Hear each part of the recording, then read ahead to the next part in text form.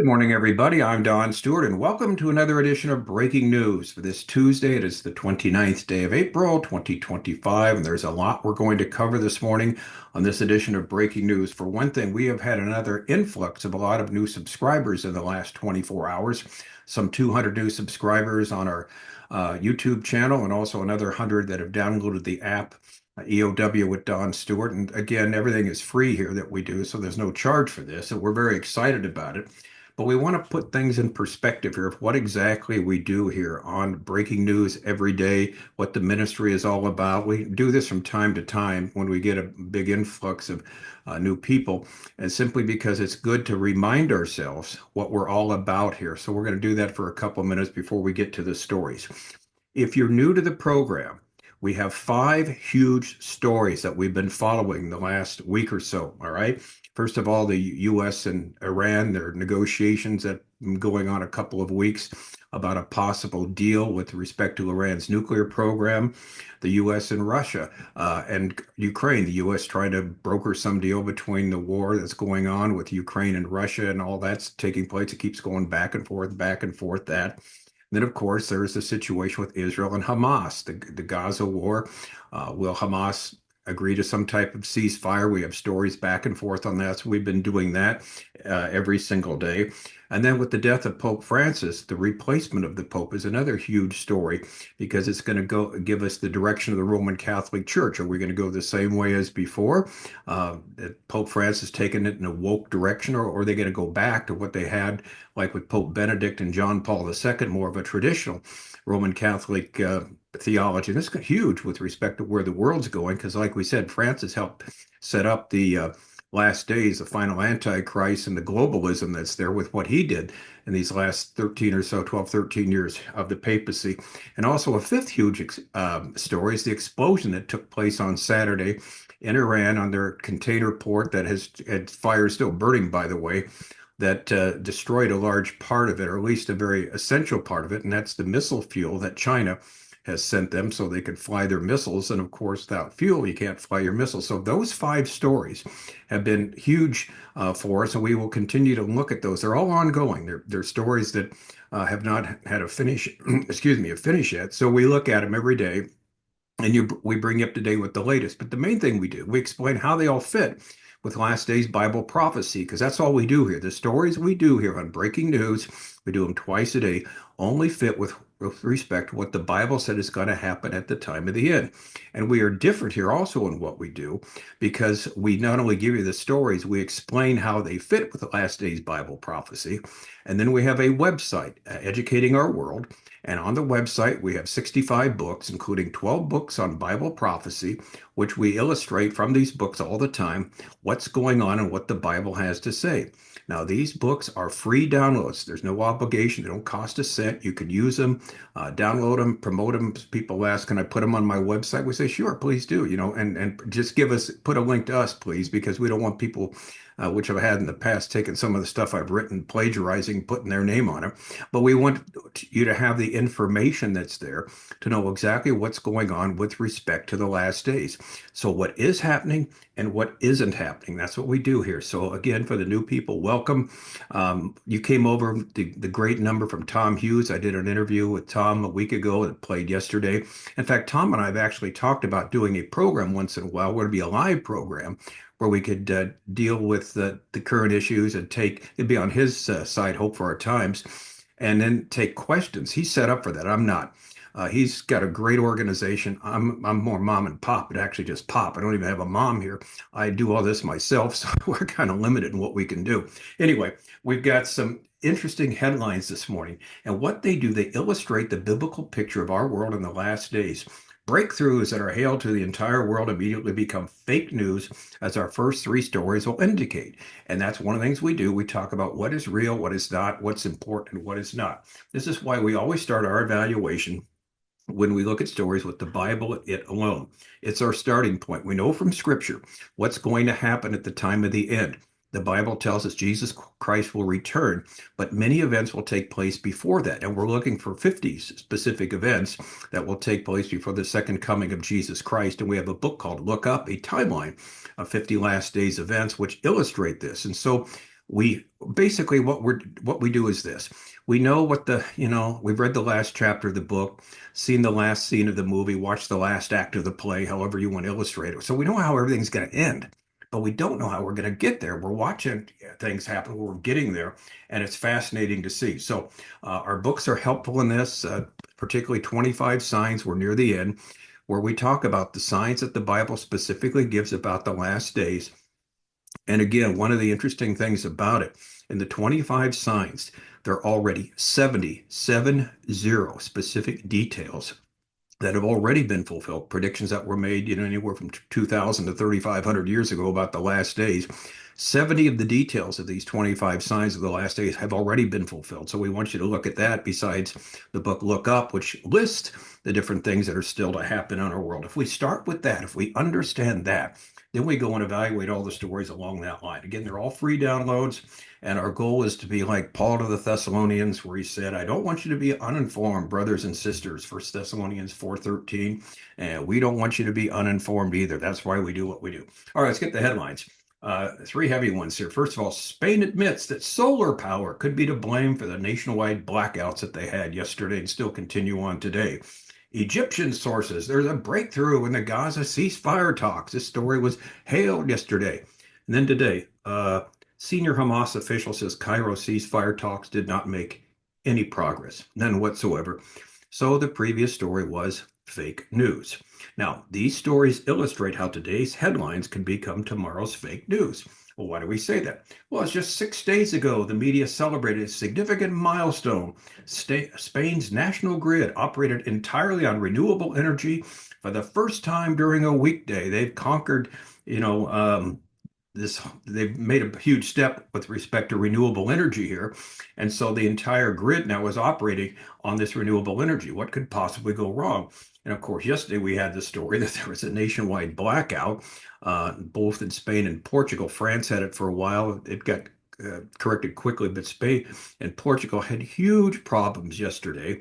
And so today, following up on that, here's headline number one. Spain admits that solar power could be to blame for nationwide blackouts. In the UK Daily Mail, Spain's grid operator admitted today that solar power could be to blame for the blackouts that brought chaos to much of the Iberian Peninsula on Monday. The chief of the electric system operations, named Eduard Prieto, told a news briefing the electricity system was hit by a dramatic power generation loss in southwestern Spain that caused instability in the system and led to its disconnection from the French grid. He said it was quite possible that the affected generation was solar, but it's too easy to tell for sure. He said the system's now stable and working normally. They've got a lot of it back. Basically, they said no. They had to rule out terrorism because that's always a possibility of cyber attack. This is not the what's happened, but criticism has been mounting on the Spanish government to explain the blackouts, which saw planes grounded, trains stopped, and traffic brought to a standstill in major cities. Swaths of the country still remain in state of emergency. Some UK Daily Mail, so it talks about the Brits. They're still held up at airports awaiting traveling information. Supermarket shelves are empty after yesterday's panic buying. A premature baby was in critical condition after being delivered in the garden of a hotel during the outages. And so the government's been criticized for lack of transparency, lamenting how the government had pursued the development of renewable energy without addressing maintenance and interconnection issues. We talked about this yesterday, and again, you can watch this because every time we do a breaking news, we also, whether it be on the website, whether it be on the app, or on our YouTube page, we have a summary there, which you can summarize what we're talking about right now. You can see what's going on. And we had a story by a man named Michael Schnellenberger yesterday that said this was totally expected. They haven't listened for years to us about the problem of doing this renewable energy, how the grid's not going to be able to handle it. And we've been warning and warning and warning. No one listened. The politicians say, no, we're going ahead. And boom, this is what's going on. So left in the dark with no clue, they've said. Again, a country that just a week ago hailed its system is now that they're now running completely on the renewable energy. Well, now they're not. Terrorism has been ruled out, but it points how vulnerable we are when technology goes wrong. Now, this leads us to an issue where technology is moving forward with respect to the future court of the Bible. In our book, 25 Signs, we're near the end. Sign 15, there will be an exponential increase in technology. And we give three illustrations here, and you really need to know about these, that shows a world that the Bible predicts was impossible at the time the scriptures were written. Revelation chapter 11, the entire world will watch certain events to take place in real time. The two witnesses that are there for 3.5 years and go back and forth with the final Antichrist. The whole world will watch when they die and when their bodies lie in state in Jerusalem, and then when they come back to life. The abomination of desolation will be viewed by the entire world. That's Matthew 24, 15 to 22. Jesus said, when you see the abomination of desolation, then, take off. This is when the beginning of the final 3.5 years of this final 7-year period takes place. So this is the key if you happen to be alive at that time. Well, how can you see something like that if that only takes place in the Holy of Holies in the temple, where only the high priest can go in once a year, for the sacrifice? And this assumes that the third temple will be built, sacrifices will begin, etc. But it also assumes this can be viewable, and we talk about how that's working right now. The third temple, when it's built, will have this sort of technology where the whole world will be able to watch it. Again, unheard of in the past. And then the mark of the beast. Revelation chapter 13, you can't buy or sell without a mark on your right hand or forehead. Well, how can you monitor that worldwide? Well, real simple. If you have digital currency, right? If there's no longer any paper money, transactions can and will be monitored worldwide. And that's exactly where we're going. So we talk about these three stories that the Bible gives that for years and years, in fact, centuries, commentators have scratched their heads, wonder, how could this happen? This is not possible. The whole world can watch something in real time, that the whole world can have financial transactions monitored, that the whole world can see what goes on in the temple in Jerusalem. Well, we now know how it can happen with technology. So this is what's going to take place. And so what the Bible predicts. Now, also, too, and this goes in line with what we said earlier, we have another book called 45 Common Mistakes About Last Days Bible Prophecy Cleared Up, where we deal with issues where people have taken certain stories and made something out of them that the Bible doesn't make out of them.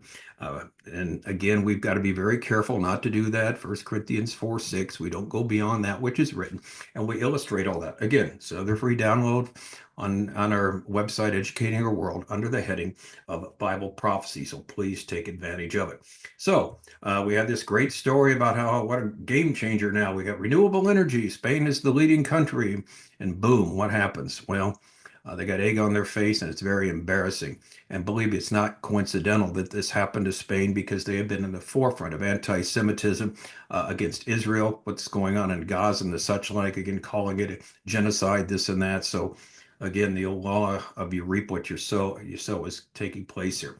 Okay, the next two headlines. We deal with this. So we've had this so many times. Egyptian sources said there's a breakthrough in the Gaza ceasefire talks. This was a big story yesterday, a Reuters story. Sources told Reuters there is an agreement on a long-term ceasefire in the besieged Gaza Strip, though several points of contention remain, including the disarmament of the terrorist organization Hamas. Negotiations underway in Cairo aimed at securing a ceasefire. They've reached a significant breakthrough, two Egyptian security sources told Reuters. According to the sources, there's an agreement on a long-term ceasefire in the besieged coastal enclave, though several points of contention remain. Among them, again, Hamas's disarmament.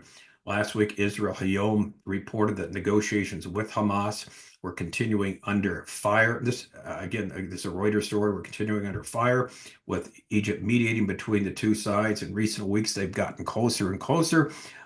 Egypt made it clear to Hamas, down to your last Kalashnikov bullet, you have to disarm, and you have to do that. And we will have finally a situation in Gaza where there's no more fighting.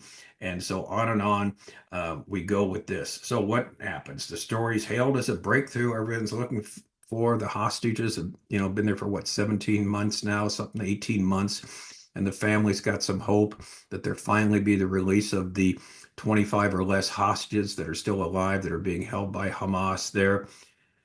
And yet, today, headline number 3, senior Hamas official says the Cairo ceasefire talks did not make any progress, did not make any progress.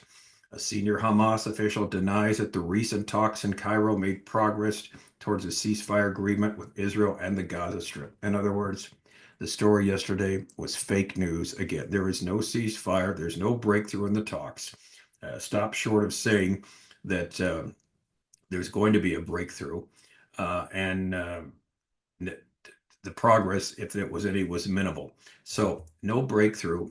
Again, fake news is what we see. And as we emphasize here over and over again, Hamas's radical leadership will never agree to a ceasefire with Israel. They will never put down their weapons and leave Gaza. The radicals are still in charge. And Sinwar, the leader who's, died now, he's been taken out. His brother is the leader, Mohammed Sinwar, and basically their philosophy: we're going to fight to the last man. Now there are a number of Hamas leaders that say, no, we kind of want to stay alive. We want to make some type of deal. But the ones that are in charge there, the radicals in Hamas, no, they're not going to give up at all. Their charter calls for the destruction of Israel, and they're going to go down fighting, go down to the last man. So that's exactly what we're seeing here. And we're not surprised by this because of the supernatural hatred that's there for the descendants of Abraham, Isaac, and Jacob. And that's sign 21 of our 25 signs. We're near the end. The entire world will be against Israel. So this hatred is unstoppable and will only end with the return of Jesus Christ. Therefore, we must realize that certain problems that the world faces, namely with Israel and how it will fit in, will never have a solution short of the second coming of Christ. They'll continue to be isolated, continue to be hated, continue to be rejected by the world. So this idea that we're going to have some type of solution to the Gaza war, some type of agreement, just not going to happen. And we've said that over and over again. So the point is this: we get these stories, as we've seen the last day or so, and it's fake news. We've got this great breakthrough, we've got this, we've got that, and it reminds us as Bible believers, again, 1 Corinthians 4:6, to not go beyond that which is written. We take what the Bible has to say as our foundation. We use it as our playbook. In other words, the stories we see have to fit in with where the world's eventually going to be. We don't take the stories first, then try and go to the Bible and find a verse or a passage that supports it. We go the other way. We start with the Bible and it alone, and it tells us so much about what our world is going to be like at the time of the end. Like we said, there's 50 events that are still going to take place according to Scripture. We've got that in our book, Look Up, a timeline of 50 last days events. So we know what's going to happen. Now, here's the key, though. We know what's going to happen, but we don't know when it is going to happen. We never say soon. We never say it's going to happen before you know it. We don't know that. It may not.